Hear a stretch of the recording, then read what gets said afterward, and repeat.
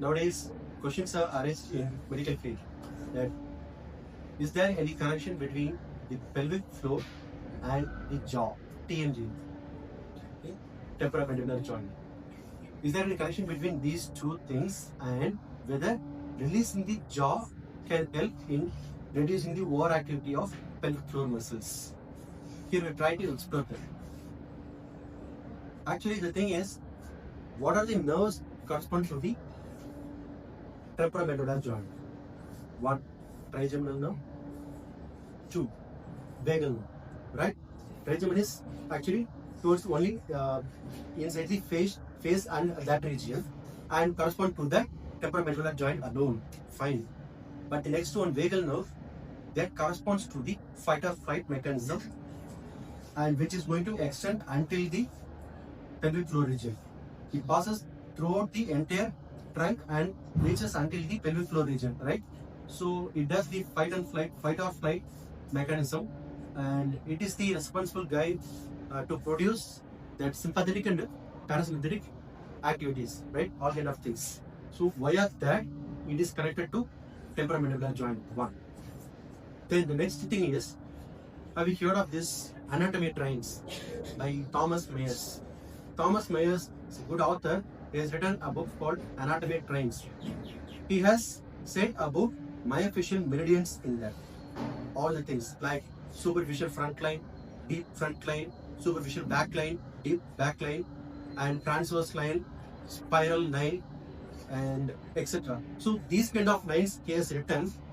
What he is saying is, it is all because of the fascia, and the fascia is connected entirely throughout the body. It is not separate over here, it is not separate over here or there. It is connected throughout the body. In the front side, yes, for our convenience, he divided it into many things, especially 12 plus 1. He has divided into 12 plus 1, that is 13 lines he has divided. In that anatomically he says, for example, this is superficial front line. From here, it crosses until the toes. The same way, the deep front line. From here, it passes until this. So he is trying to connect all the facial things by means of the closely related muscle structures also. For example, when he is trying to cross over here, he closely related to the sternocleidomastoid. When he is trying to cross over here, he tries to correlate with the pectoralis major. When he is trying to cross over here, he is trying to correlate with the transverse abdominis and rectus muscles. So like this, he is trying to correlate everything by means of connectivity. Actually, what he is saying, it is not separated individually. It is connected from there everywhere. So the muscles can be said as with different names, but by means of fascia, it's all interconnected.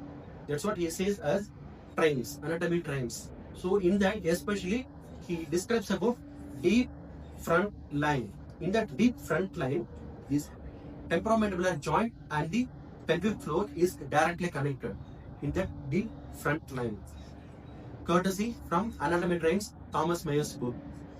This is another thing. Moreover, what the embryological studies says, the mouth and the pelvic outlet, that means the anus and urinary hole, these things are derived directly from the ectodermal layer, which is actually, the development of nervous system initially. That neural tube, neural crest, endoderm, ectoderm, mesoderm, right?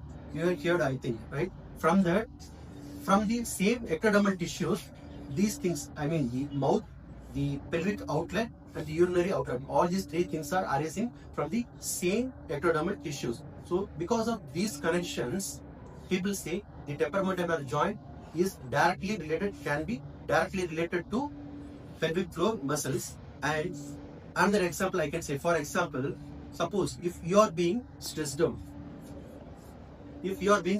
for a particular reason, or suppose if you are getting angry, if you are being lost with anything or something, what you will do? Generally, people will go for clenching the teeth, right?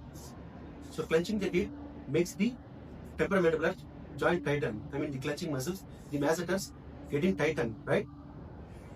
That's why the stress is related to TMJ. The same way, stress is actually directly corresponding to the pelvic floor group also.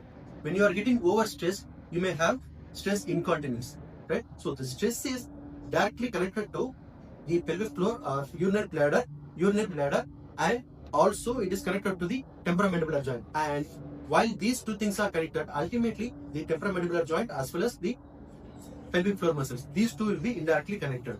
So by having these knowledges, we can release the temporomandibular joint. By means of that, we can indirectly release the pelvic floor group also. This is so simple. When we try to release it by means of reflex mechanism, spinal reflex mechanism, ultimately it tries to calm down the entire body. All the muscles will go for refreshing and it will go for a resting position and relaxation position. The same way the pelvic floor muscle also will go for relaxation position. So it reduces the internal pelvic floor muscles. Thus, by releasing jaw release, by having jaw release, we can indirectly treat the pelvic floor group of muscles also. Thank you.